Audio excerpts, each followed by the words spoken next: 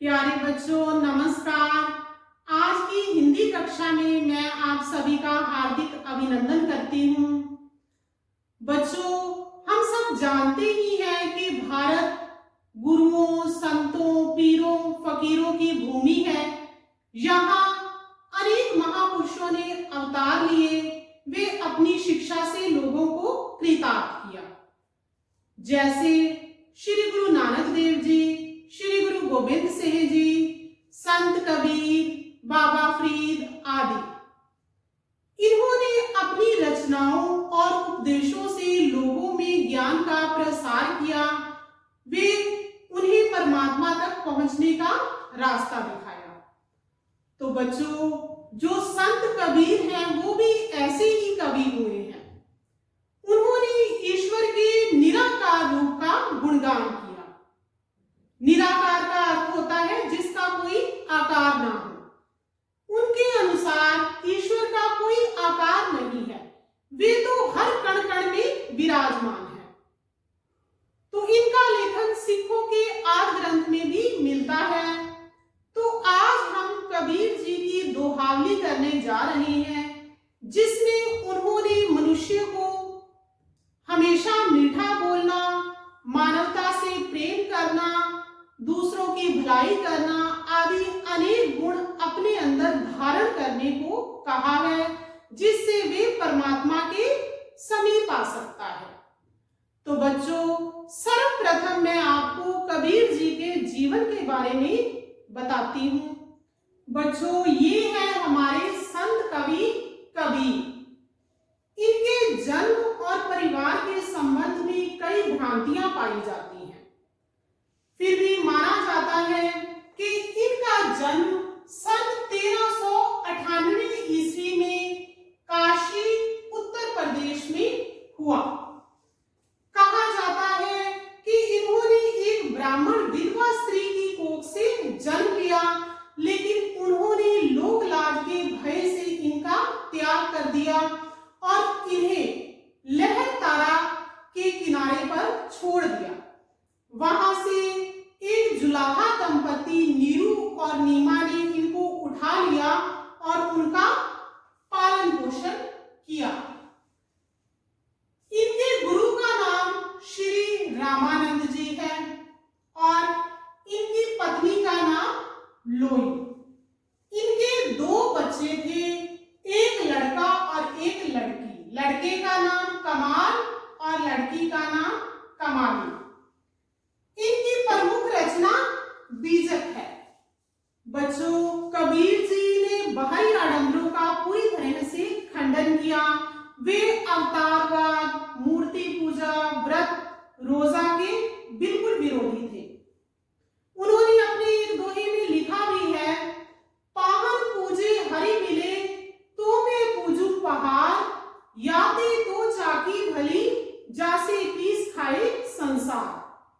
कि अगर पत्थर को पूजने से ही भगवान मिले फिर तो मैं पहाड़ को पूजूं। तो वे अपने अंतिम समय मगहर में आ गए, क्योंकि तब माना जाता था कि काशी में मरने वालों को स्वर्ग मिलता है और मगहर में मरने वालों को नरक मिलता है। तो इन्होंने सन 1518 ईस्वी में यहीं पर मगहर पर अपने प्राण त्याग दिए। बच्चों, ये कबीर जी का पहला दोहा है। तो मैं सबसे पहले आपको बताऊंगी कि दोहा किसे कहते हैं। बच्चों, दोहा दो पंक्तियों का होता है। ये देखो, दो पंक्तियों में ये दोहा है। इसमें अल्प विराम से पहले जो होता है उसको हम प्रथम चरण बोलते हैं, पहला चरण, फिर दूसरा चरण, तीसरा चरण और चौथा चरण। पहले और तीसरे चरण को हम विषम चरण कहते हैं। विषम चरण पहले और तीसरे को, दूसरे और चौथे को हम सम चरण कहते हैं। तो दोहे के जो विषम चरण होते हैं उसमें 13 मात्राएं होती हैं और सम चरण में 11 मात्राएं होती हैं। तो आपने देखना है कि मात्रा मात्राएं कैसे गिननी है बच्चों? ये हमारे ह्रस्व स्वर हैं, ह्रस्व। इनके लिए हम लघु मात्रा का प्रयोग करेंगे और ये हमारे दीर्घ स्वर हैं, इनके लिए हम गुरु मात्रा का प्रयोग करेंगे। तो गुरु के लिए हम ये चिन्ह लगाएंगे और लघु के लिए ये। तो हम इस दोहे में देखते हैं कि ये बन रही है 13 और 11 मात्राएं बन रही हैं।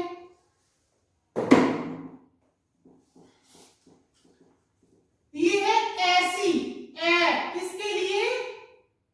गुरु। ये गुरु की मात्रा, गुरु, बा, नी, बो, लघु, ये गुरु,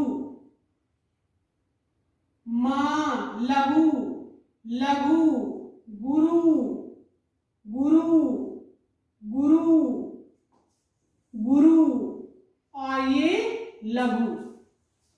यहां गुरु, लघु, लघु, गुरु, गुरु, लघु, लघु, लघु, गुरु, गुरु, लघु, लघु, गुरु, लघु, लघु, गुरु और लघु।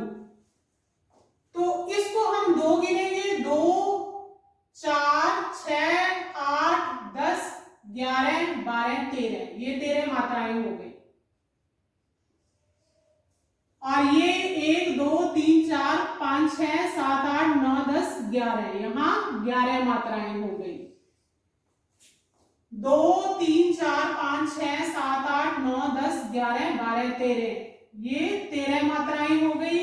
और ये 2, 3, 4, 5, 6, 7, 8, 9, 10, 11। ये 11 मात्राएं हो गई। और इसका एक नियम ये भी है कि इसके पंक्ति के अंत में गुरु और लघु होना चाहिए। तो ये देखो, यहां भी गुरु और लघु है और यहां भी गुरु और लघु है। और विषम चरणों में 13 मात्राएं हैं और सम चरणों में 11 मात्राएं हैं। तो इसे हम दोहा कहते हैं। बच्चों, किन दोहों की व्याख्या से पहले मैं आपको इसका प्रसंग बताती हूँ कि आपने प्रसंग कैसे लिखना है। प्रसंग में आपने अपनी पाठ्य पुस्तक का नाम, कविता का नाम, कवि का नाम बताना होता है। तो आपकी पाठ्य पुस्तक का नाम क्या है? आओ हिंदी सीखें। तो लिखो, प्रस्तुत दोहा हमारी हिंदी की पाठ्य पुस्तक आओ हिंदी सीखे में से लिया गया है। इस दोहावली के रचयिता का नाम संत कबीर जी है।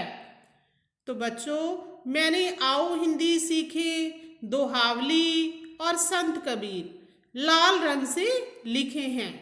तो आपने भी किसी अलग रंग से लिखना है कि ये बाकी से थोड़ा अलग दिखे।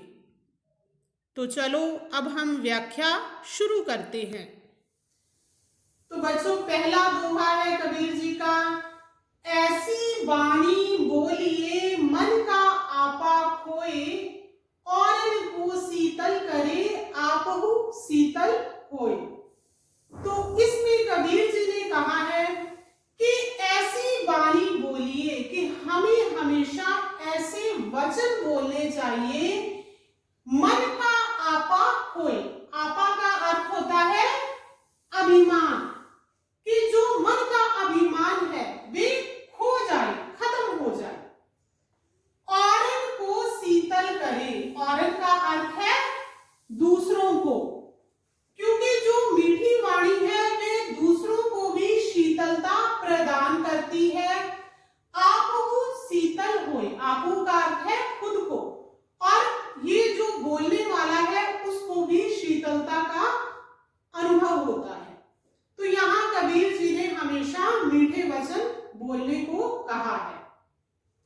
आगे है, काल करे सो आज कर, आज करे सो अब, पल में परलय होएगी बहरी करेगा कब। तो कबीर जी ने कहा है, काल करे सो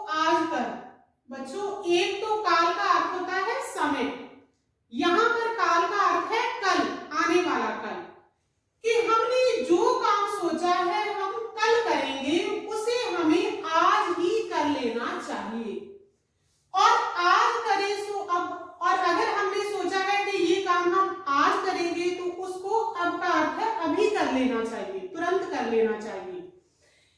पल में परलय होएगी, परलय का अर्थ है नाश, क्योंकि पल भर में हमारा नाश हो सकता है, हमारी मृत्यु हो सकती है।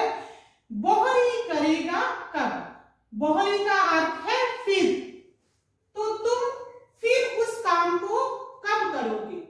तो कबीर जी ने यहाँ जो काम हमने सोचा है करना है उसको तुरंत निपटाने की बात की है।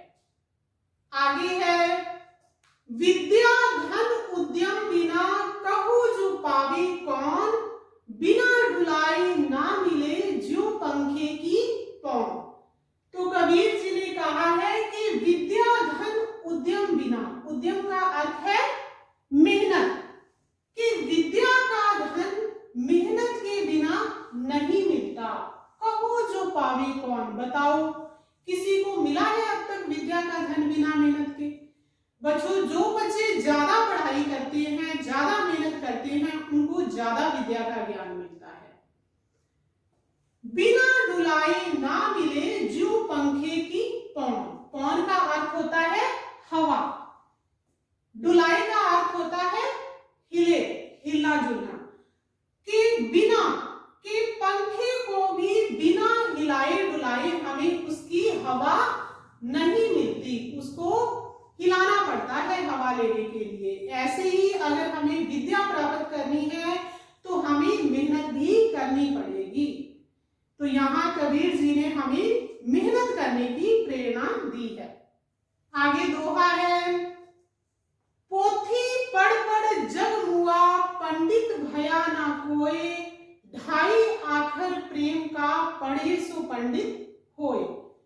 तो कबीर जी ने कहा है कि पोथी पढ़ पढ़ जग हुआ, पोथी का अर्थ होता है ग्रंथ, बड़ी पुस्तक, जग का अर्थ होता है संसार, मुआ मर रहे, कि पोथी ग्रंथ पढ़कर संसार के लोग मर रहे हैं, मृत्यु को प्राप्त हो रहे हैं।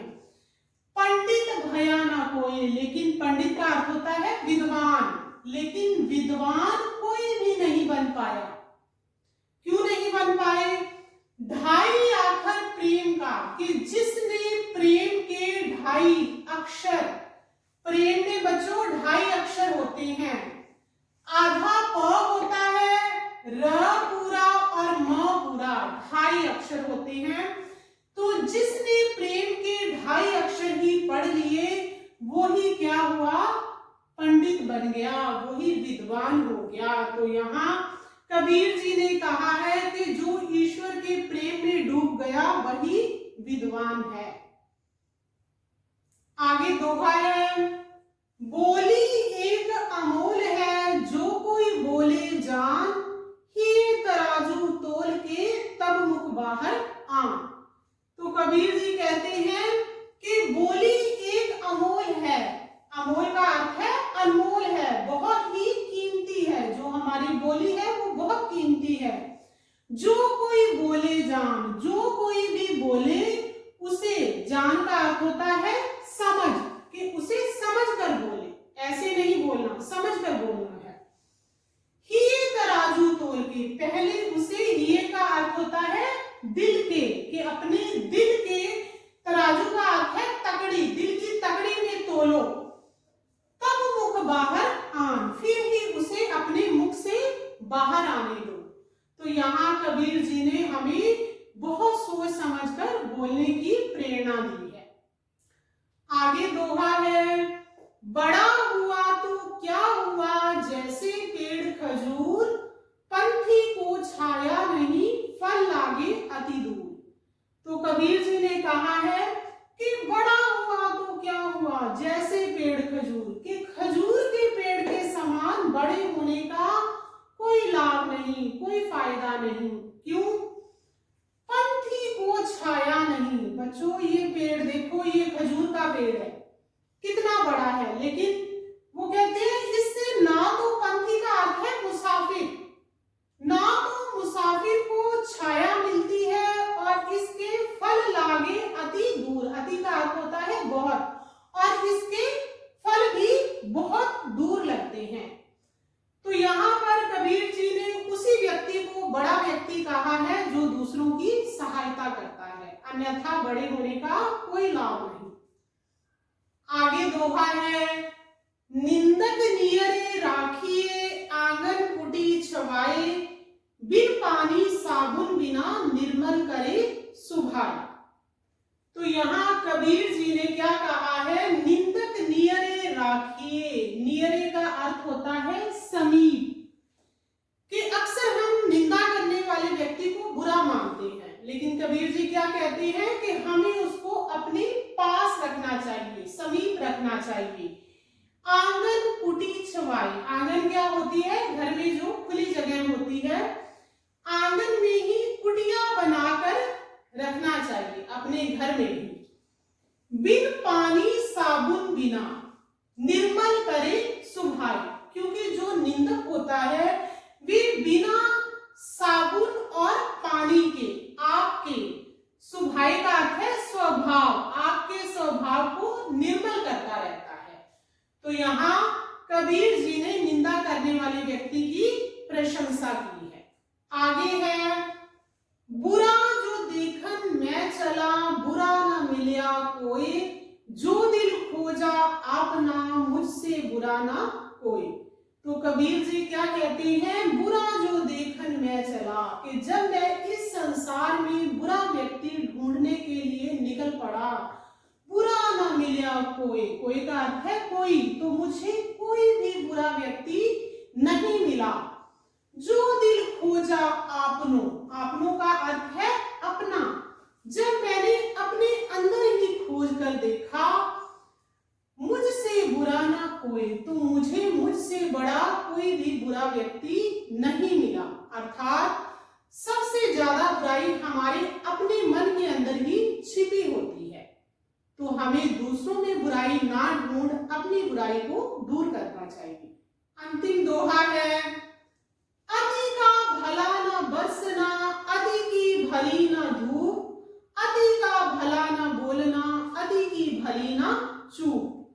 तो यहाँ कबीर जी क्या कह रहे हैं कि अति का भला न बरसना, अति का अर्थ है बहुत, कि बहुत ज्यादा बारिश होना भी अच्छी बात नहीं, और बहुत ज्यादा धूप होना भी अच्छी बात नहीं, क्योंकि ज्यादा बारिश आती है तो बाढ़ आने की संभावना होती है, और ज्यादा धूप होती है तो सूखे की स्थिति पैदा हो जाती है, और बाढ़ और सूखा दोनों ही स्थितियों में जीव जंतु और प्रकृति जो है प्रभावित होती है, बुरा असर पड़ता है। अति का भला ना बोलना, और बहुत ज्यादा बोलना भी अच्छी बात नहीं, ये नहीं भी बिना सोच समझे हम बोलते जाएं, वो भी अच्छी बात नहीं। अति की भली ना चूप, और जरूरत से ज्यादा चुप रहना भी बुरा है, कि कोई हम पर अत्याचार करता रहे और हम उसको चुपचाप सहन करते जाएं। तो यहाँ पर कबीर जी ने किसी भी चीज की अधिकता को बुरा कहा है। बच्चों, हमने कबीर जी की दोहावली को ध्यान से पढ़ा, अब हम इसका अभ्यास काम करते हैं। पहला प्रश्न है, नीचे गुरमुखी और देवनागरी लिपि में दिए गए शब्दों को पढ़ें और हिंदी शब्दों को लिखने का अभ्यास करें। बच्चों, गुरमुखी पंजाबी की लिपि है और देवनागरी हिंदी की लिपि है, तो आपने ध्यान से शब्दों को देखना है। पहला शब्द है बाणी, हिंदी में लिखेंगे बानी। विद्या, विद्या। पक्खा, पंखा। पोथी, पोथी। पंडित, पंडित। कुटी, कुटी। आगे बच्चों प्रश्न उत्तर हैं। इन प्रश्नों के उत्तर हमने एक या दो वाक्यों में लिखने हैं। तो पहला प्रश्न है, हमें कैसी वाणी बोलनी चाहिए? कबीर जी ने बताया है कि हमें हमेशा मीठी वाणी बोलनी चाहिए जिसमें अभिमान ना हो। अगला प्रश्न है, आज का काम कल पर क्यों नहीं टालना चाहिए? तो उत्तर लिखो, आज का काम कल पर इसलिए नहीं टालना चाहिए क्योंकि पल भर में कोई भी विपत्ति आ सकती है। विपत्ति का अर्थ होता है मुसीबत, और हमारी मृत्यु भी हो सकती है। प्रश्न 3 है, विद्या कैसे प्राप्त की जा सकती है? उत्तर लिखो, विद्या परिश्रम करके प्राप्त की जा सकती है। प्रश्न 4 है, पोथी पढ़कर भी लोग विद्वान क्यों नहीं बन पाते? उत्तर लिखो, पोथी पढ़कर भी लोगों को सच्चा ज्ञान प्राप्त नहीं होता। ईश्वर प्रेम के अभाव में वे विद्वान नहीं बन पाते, क्योंकि वे ईश्वर से प्रेम ही नहीं करते। प्रश्न 5 है, हमें किस प्रकार के वचन बोलने चाहिए? तो हमें हमेशा मीठे और सोच समझकर ही वचन बोलने चाहिए। प्रश्न 6 है, कवि ने निंदक को अपने समीप रखने के लिए क्यों कहा है? तो उत्तर लिखो, कवि ने निंदक को अपने समीप रखने के लिए इसलिए कहा है क्योंकि निंदक हमें हमारे अवगुणों से अवगत करवाता है, कि वे हमें हमारे अवगुण बताता रहता है। इसलिए कवि ने कहा है कि निंदक को अपने समीप रखो, पास रखो। प्रश्न 7 है, हमें दूसरों में बुराई क्यों नहीं ढूंढनी चाहिए? तो उत्तर लिखो, हमें दूसरों में बुराई इसलिए नहीं ढूंढनी चाहिए क्योंकि सबसे अधिक बुराई हमारे अपने अंदर ही छिपी होती है। पहले हमें उसे समाप्त करना चाहिए। प्रश्न 8 है, कवि ने संयम बरतने के लिए क्यों कहा है? तो उत्तर लिखें, कवि ने संयम बरतने के लिए इसलिए कहा है क्योंकि संयम से प्राप्त होने वाली वस्तु लाभदायक होती है। आगे प्रश्न उत्तर हैं जिनके उत्तर हमने 4 या 5 वाक्यों में लिखने हैं।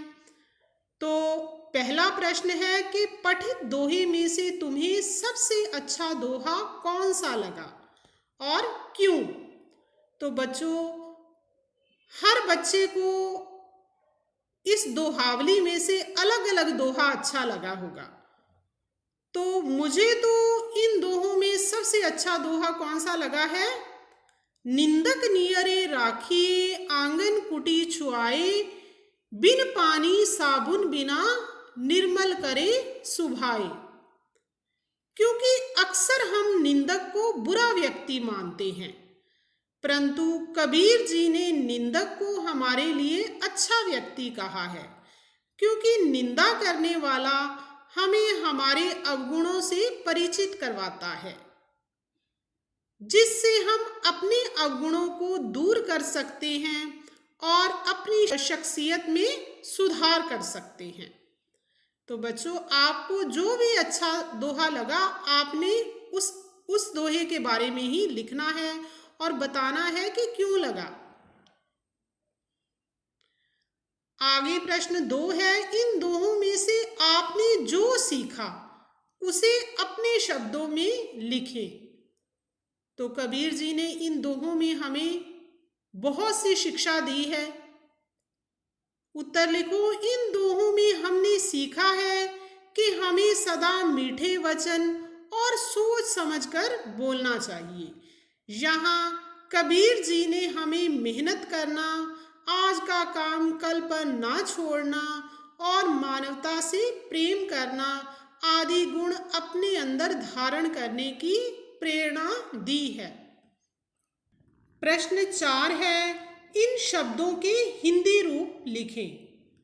कबीर जी ने अपने दोहों में जिन शब्दों का प्रयोग किया है वे सीधे से शब्द हैं, लेकिन उन्होंने तीखे व्यंग्य कसे हैं। तो बच्चों देखो, पहला शब्द जो है वो है शीतल, तो उसका हिंदी रूप है शीतल। नियरे, नियरे निकट। परलय, प्रलय। निर्मल, निर्मल। पौन, पवन। सुभाए, स्वभाव। आखर, अक्षर। चूप, चुप। आगे प्रश्न 5 है, इन शब्दों के पर्यायवाची शब्द लिखें। पर्यायवाची शब्द वे शब्द होते हैं जब शब्द अलग हो लेकिन उनके अर्थ एक ही हो। तो पहला है विद्या। विद्या के पर्यायवाची शब्द हैं शिक्षा, ज्ञान, पढ़ाई। उद्यम, मेहनत, परिश्रम, श्रम। आगे पोथी। पोथी के पर्यायवाची हैं पुस्तक, किताब, ग्रंथ। आगे है पंथी, राही, यात्री, मुसाफिर। तो बच्चों, कबीर जी के दोहे बहुत ही शिक्षादायक दोहे हैं। इनसे हमें व्यवहारिक ज्ञान के साथ साथ आध्यात्मिक ज्ञान भी मिलता है। तो आपने कबीर जी के बताए रास्ते पर चलना है, जैसे सभी से मीठा बोलना है, सोच समझकर बात करनी है, दूसरों की भलाई करनी है, ये सारे अच्छे गुण अपने अंदर धारण करने हैं।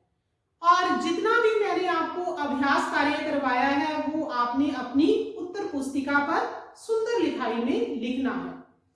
तो किसी अन्य विषय पर आपसे फिर मुलाकात होगी, तब तक के लिए धन्यवाद।